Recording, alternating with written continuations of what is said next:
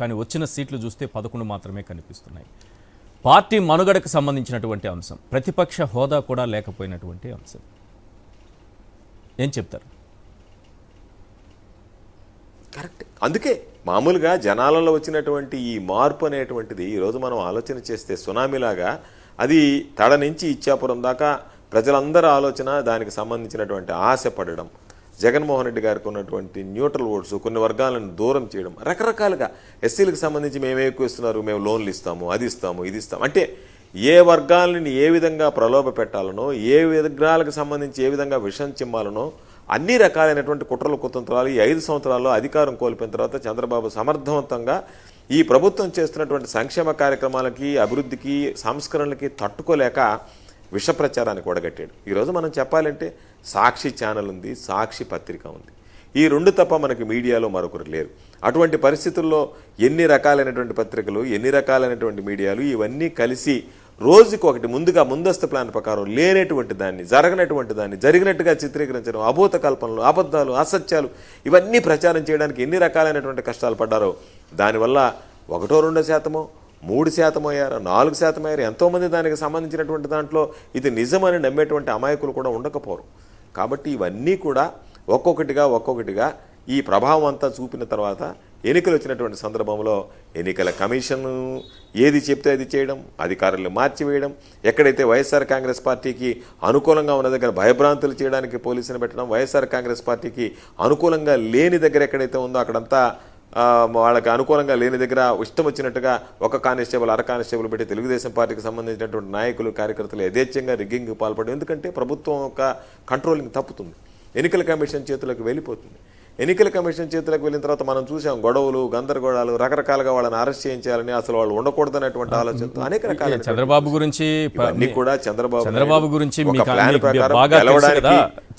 గురించి మీకు బాగా తెలుసు కదా సార్. ఏ రకంగా అయినా సరే ఆయన హామీలు ఇవ్వడమా, ఇంకొక మార్గమా, ఇంకో మార్గమా, ఆయన ఏ మార్గమైనా ఎంచుకుంటారు, ప్రతి మార్గాన్ని ఉపయోగించుకుంటారు. అన్నీ తెలిసి మీరు ఎట్లా అజాగ్రత్తగా ఉన్నారు? ఈరోజు ఎన్నికల కమిషన్ అంటున్నారు, అధికారులను మార్పులు చేశారంటున్నారు. అంత నిర్లక్ష్యంగా మీరు ఎలా ఉండగలిగారు మీరు? నేను ఒకటే మాట చెప్తున్నాను దీంట్లో, డొంక తిరుగుడు అలవాటు లేని, విలువలు విశ్వసనీయతతో నీతి నిజాయితీగా వ్యవహరించేటువంటి నాయకుడు జగన్మోహన్ రెడ్డి గారు.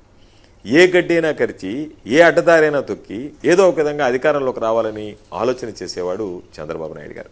కాబట్టి వీళ్ళ మధ్య ఉన్నటువంటి వ్యత్యాసంతో జగన్మోహన్ రెడ్డి గారు చంద్రబాబు నాయుడు లాగా అబద్ధాలు చెప్పడు, ప్రెస్ మీట్లు పెట్టడు, ప్రజలను ఏదో మభ్యపెట్టడానికి, మాయ చేయడానికి వెళ్ళామా, ఏమి చేశామని చెప్పామా, ఎవరు ఏదనేటువంటిది చెప్పామా అనేటువంటిది తప్ప రోజు ప్రెస్ మీట్లు పెట్టడం, వాళ్ళ ద్వారా దుష్ప్రచారం చేయించడం, రోజుకు ఒక అజెండా తయారు చేయడం, వాటిని అమలు చేయడం, ఇవన్నీ కూడా జగన్మోహన్ రెడ్డి గారికి చేత కాదు. ఎందుకంటే జగన్మోహన్ రెడ్డి గారికి లేనటువంటి ఆర్ట్స్ అవి. జగన్మోహన్ రెడ్డి గారికి ఉన్నదల్లా ప్రజలకు ఏ విధంగా సంక్షేమం అందించాలా, ప్రజలకు ఏ విధంగా అండగా అందించాలా. ఈరోజు మనం మాట్లాడుకుంటున్నాం మేనిఫెస్టోని గురించి. చంద్రబాబు నాయుడు ఇచ్చినటువంటి మేనిఫెస్టో అమలు కాలేదు, మోసం చేశాడు. జగన్మోహన్ రెడ్డి గారు ఇచ్చినటువంటి మేనిఫెస్టోలో చెప్పనటువంటి అంశాలు, ఆర్థికంగా వెనకబడినటువంటి అనుభవం సార్. అయ్యా మేము కూడా వెనకబడి మేనిఫెస్టోని చేతిలో పట్టుకొని ధైర్యంగా ఇంటింటికి వెళ్ళి, అయ్యా మేము మేనిఫెస్టోలో ఇవి చెప్పాం, 99% మేము అమలు చేశాం, ఇవి చూడండి మీకు వచ్చాయా లేదా, మీ కుటుంబానికి ఇంత లబ్ధి చేకూరిందా లేదా, మీరు ఇంటింటికి వెళ్ళి చెప్పారు. ప్రయోజనం ఎక్కడ కనిపించింది? ఏమొచ్చింది దానివల్ల? ఏమి అమలు చేయని వాళ్ళకి, పూర్తి స్థాయిలో అమలు చేసిన వాళ్ళని చెప్పాము. ఎస్, ప్రజలు ఎక్కడ విశ్వసించారు? ఇంత చేసిన బాధాకరమైనటువంటి విషయం ఏంటంటే, ఇంటింటికి వెళ్ళాం, ఈ లబ్ధి మీకు చేకూరిందా లేదా అడిగాం, చేకూరింది అని చెప్పారు. మీకు ఏదైనా సమస్యలుందా అడిగాం, మాకు సమస్యలు లేవన్నారు. ఏదైనా సమస్యలు ఉంటే నమోదు చేశాం, ఆ సమస్యల పరిష్కారానికి చొరవ చూపించాం. ఇవన్నీ ఒక పక్క జరిగేటప్పుడే అది కాదు, అంతకన్నా నేను ఇంత కాదు, అంత ఇస్తాను అని చెప్పి మొన్నటిదాకా ఏదైతే వ్యక్తి చెప్పాడో ఇవన్నీ మోసం చేశాడో, ఆ మోసాలన్నీ మర్చిపోయి ప్రజలు మరొకసారి ఆ ఉచ్చులో మాయలో పడ్డం అనేటువంటిది నిజంగా ఇది నేను చెప్పినట్టుగా, ముందుగా చెప్పినట్టుగానే మనం ఎన్ని రకాలైనటువంటి ప్రయత్నాలు చేసినా, ఈ విధంగా చేసినటువంటి మోసాలను ఎన్ని రకాలుగా బట్టబయలు చేసినా ప్రజలకు ఆలోచన విధానం రేపు 7,000 రూపాయల పెన్షన్తో మొదలవుతుంది. మొదటి రోజే పోయినటువంటి 1000 3 నెలలుగా మిగిలిపోయినటువంటి 3000 కొత్తగా ఇచ్చే 4000 7,000 రూపాయలు ఇస్తాడు. నెల తిరిగేటప్పటికి మనకు సంబంధించినటువంటి ఈ మహిళలకు సంబంధించినటువంటిది ఇస్తాడు. ఇవే ఆలోచన చేశారు తప్ప గతంలో మహాలక్ష్మి పథకం కింద ఆడబిడ్డ పుడితే 25,000 రూపాయలు ఇస్తాను, డిపాజిట్ చేస్తానని చెప్పి చేయకుండా ముగించినటువంటి దాన్ని వాటి ఏవి కూడా జ్ఞప్తికి రాకుండా తాత్కాలికంగా చంద్రబాబు నాయుడు ఇచ్చినటువంటి మేనిఫెస్టో, జగన్మోహన్ రెడ్డి గారు విలువలతో కూడినటువంటి మాటలు రెంటిని బేరీజ్ వేసుకుని ఈ మేనిఫెస్టోలో ఏమి రుచి లేదు, దీనివల్ల పెద్ద ఒరగేది లేదు, ఉపయోగం లేదు, ఏదో ఇన్నంతవరకు ఇచ్చారు, ఈయన ఇంకా ఎక్కువ ఇవ్వాలనేటువంటి ఆలోచనతో ఉన్నాడనేటువంటి దాని మీద కొంత శాతం అంటే నేను చెప్పినట్టుగా దుష్ప్రచారాలు, ప్రలోభాలు అన్ని రకాలైనటువంటి వాటిల్లో భాగంగానే ఈరోజు సగటు ఓటర్ అనేటువంటి వాడు ఏదో ఉన్నటువంటి పరిస్థితుల్లో వైఎస్ఆర్ కాంగ్రెస్ పార్టీ వైపు కాకుండా చంద్రబాబు నాయుడు వైపు, తెలుగుదేశం పార్టీ వైపు మొగ్గు చూపించినటువంటి పరిస్థితి కనిపిస్తుంది. కాబట్టి అన్ని రకాలైనటువంటి వ్యవస్థలను వాడుకున్నాడు, అన్ని రకాలైనటువంటి దుష్ప్రచారాలకు పూనుకున్నాడు, అన్ని రకాలుగా చేసిన తర్వాతనే ఈరోజు ప్రజల యొక్క మన్ననలు పొందాడని లేదు కానీ ప్రజల యొక్క దృష్టిని ఆకర్షించగలిగాడు. మెగా డిఎస్సిపై మొదటి సంతకం మేనిఫెస్టోని చూపిస్తున్నా. అలాగే వృద్ధాప్య పెన్షన్ 4,000, రేపు మీరు అన్నట్టుగా 7,000తో మొదలు పెట్టాల్సి వస్తుంది. దివ్యాంగుల పెన్షన్ 6,000, 18 ఏళ్లు నిండిన ప్రతి మహిళకు 1,500. అలాగే ఆర్టీసీ బస్సులో ప్రతి మహిళకు ఉచిత ప్రయాణం, యువతకు 20 లక్షల ఉద్యోగాలు, నిరుద్యోగులకు 3,000 రూపాయల నిరుద్యోగ భృతి, తల్లి వందనం కింద అమ్మఒడి మీరు ఇచ్చేవాళ్ళు కదా, దానిని ప్రతి బిడ్డకు ఎంతమంది పిల్లలుంటే అంతమంది పిల్లలకు 15,000 రూపాయల చొప్పున ఇస్తానంటున్నారు. ప్రతి రైతుకు పెట్టుబడి సాయం కింద 20,000, మీరు 16,000 అంటున్నారు, వాళ్ళు 20,000 ఇస్తానంటున్నారు. వాలంటీర్లకి మీరు ఇచ్చింది 5,000, ఇప్పుడు చంద్రబాబు 10,000 ఇస్తానంటున్నారు. అందరికీ ఉచిత ఇసుక, ఓకే, ఇవి పక్కన పెడదాం. భూ హక్కు చట్టం రద్దు, ఉచిత ఇంటికి ఉచిత కుళాయి కనెక్షన్, ఓకే. బీసీలకు 50 ఏళ్లకే పెన్షన్, ఈ పెన్షన్ కూడా ఇప్పుడు బీసీలు అయితే 50 ఏళ్లకే ఇస్తారు. ఎప్పటి నుంచి మొదలు కావాలి సార్? ఇది రేపు నెల నుంచి మొదలు కావాలి. మెగా డిఎస్ఐ అయితే రేపు 9వ తారీఖున ప్రమాణ స్వీకారం అంటున్నారు, అప్పటి నుంచే మొదలు కావాలి. ఈ 1,500 ప్రతి మహిళకు, 18 ఏళ్ళు నిన్న ప్రతి మహిళకు, వీళ్ళందరినీ లెక్కలు కట్టి రేపు 1వ తారీఖు కల్లా వీళ్ళ అకౌంట్లో పడుతుందా, బటన్ నొక్కుతారా, ఇంటింటికి తీసుకెళ్ళి ఇస్తారా, ఈ వాలంటీర్లకు 10,000 ఇస్తారా, నిరుద్యోగులకు 3,000 రూపాయల నిరుద్యోగ భృతి ఇస్తారా, ఇవన్నీ రేపు 1వ తారీఖు, వచ్చే నెల 1వ తారీఖు మొదలవుతాయని అనుకుంటున్నారు. చాలా చెప్పాను నేను ఇందులో కొన్ని ఆయన ఇచ్చిన హామీల్లో కొన్ని. మీకు మెర్లా ఈశ్వర్ గారు నేను మీకు ఒకటి స్పష్టంగా చెప్తున్నా, ఎందుకంటే ఒక 6 నెలల తర్వాత మరలా మనం డిబేట్లో కూర్చున్నాం. నేను ఈరోజు స్పష్టంగా నేను జోష్యం చెప్పినట్టు చెప్తున్నా, మీరు నోట్ చేసుకోండి డేట్తో సహా.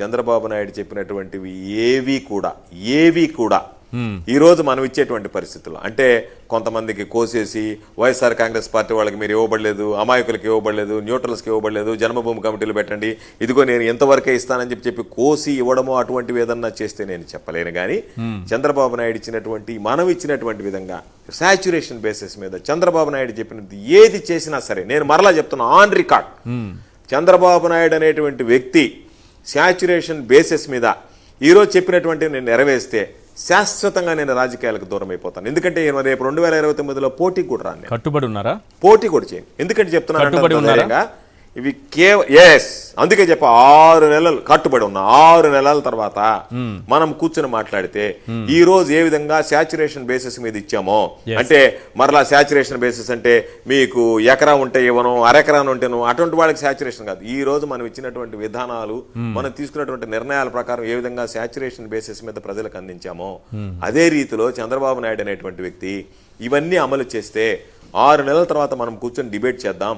ఆ రోజుకి ఎన్ని చేశాడనేటువంటిది ఒక స్పష్టత వస్తుంది. కాబట్టి చంద్రబాబు నాయుడు చెప్పినటువంటిది ఏది కూడా, ఏ ఒక్కటి కూడా అమలుకు నోచుకోదు, అమలయ్యేటువంటి పరిస్థితి ఉండదు. అందుకే చెప్పాను నేను, నాకు మా ఓటముల కన్నా, మేము ఓడిపోవడం కన్నా, అయ్యో రాష్ట్ర ప్రజల యొక్క లబ్ధి కోల్పోతున్నారనేటువంటి బాధ ఎక్కువగా బాధిస్తుంది అని చెప్పడం జరిగింది. కాబట్టి ఎన్ని చెప్పినా, ఎన్ని చేసినా చంద్రబాబు నాయుడు నాకు తెలిసినంత వరకు వేటిని కూడా సమర్థవంతంగా, సంపూర్ణంగా, సమగ్రంగా అమలు చేసేటువంటి ప్రసక్తే ఉండదు అని చెప్పి నేను ఈ సందర్భంగా తెలియజేస్తున్నాను. చాలా మంచి పాయింట్ చెప్పారు. నేను చెప్పిన చాలా మంచి పాయింట్. నేను ఒక బ్రేక్ తీసుకొని మళ్ళీ మీ దగ్గరకు వస్తా. చాలా ఇంపార్టెంట్ పాయింట్. చంద్రబాబు నాయుడు గారు ఇవన్నీ కూడా అమలు చేయరు ఖచ్చితంగా. 6 నెలల తర్వాత నేను వస్తాను, కూర్చుంటాను, మాట్లాడుతాను అన్నారు కదా. మీరు 5 ఏళ్ల పాటు చాలా ఖచ్చితంగా శాచురేషన్ పద్ధతిలో వెతికి లబ్ధిదారుడు ఎక్కడున్నా సరే వాలంటీర్ వెళ్ళి అతని దగ్గరికి వెళ్ళి ఇంటి పట్టా చేతిలో పెట్టి నీకు ఇంటి పట్టా వచ్చిందమ్మా వెళ్ళు 7 లక్షల ఆస్తి 10 లక్షల ఆస్తి 12 లక్షల ఆస్తి 15 లక్షల ఆస్తి జగన్మోహన్ రెడ్డి గారు పంపించారని ఇచ్చారు. అయినా ఏం లాభం జరిగింది సార్? వాళ్ళు ఓట్లేశారంటే కనబడట్లేదు. మరి ఇన్ని రకాలుగా సంక్షేమ పథకాలు 2,70,000 కోట్ల రూపాయల సంక్షేమ పథకాలు ఇస్తే ఓట్లేనటువంటి ప్రజలకు చంద్రబాబు అసలు ఏమి ఇవ్వరు. ఎందుకంటే వాళ్ళు ఎలాగో ఓట్లేరని అర్థమైంది కదా. ఒక ఎగ్జాంపుల్ ఉంది కదా మన కంటి ముందు. కాబట్టి చంద్రబాబు నాయుడు గారు చేయరు అని అంటే చేయకపోవచ్చేమో, నాకు తెలియదు. వారు ఖచ్చితంగా అమలు చేస్తారా చేయరా అనేది తర్వాత విషయం.